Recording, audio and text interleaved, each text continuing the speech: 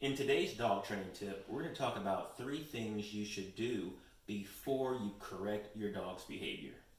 The first thing is provide clarity. This would be actually teaching your dog a desired behavior. 2, adjust your environment. So when you're adjusting your environment, you're trying to design an environment to where your dog is going to naturally choose a behavior you desire. 3, be proactive in getting your dog to practice that behavior. So I'm going to give you an example of a dog. Let's say you have a puppy and he's having issues with nipping and biting you. Okay, so we're going through all 3 of these before we actually gave our dog a correction. This is what it would look like. So you provide clarity. Probably the reason he's mouthing and biting you, he wants attention. So we're going to provide clarity on how to receive that attention by running your dog through training drills, working on default downs, teaching your dog how to wait politely and getting a reward. All those things are giving your dog a different behavior to choose in order to get your attention. Okay?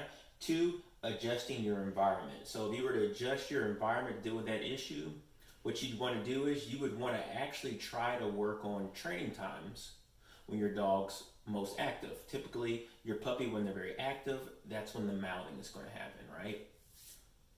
3 is being proactive in practicing. So that would be hitting 2 birds with 1 stone by actually working your dog during a time where they're most active, okay? That would be you being proactive in practicing, all right?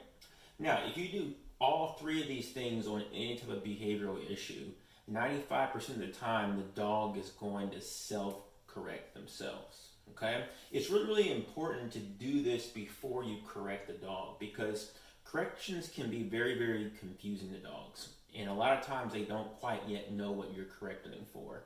And it could actually work against you by doing that, okay? So on today's tip, before you correct your dog, try these 3 things. Provide clarity by teaching your dog the right behavior. 2, adjust your environment to where you have the upper hand. And 3, be proactive in getting your dog to practice the right behavior.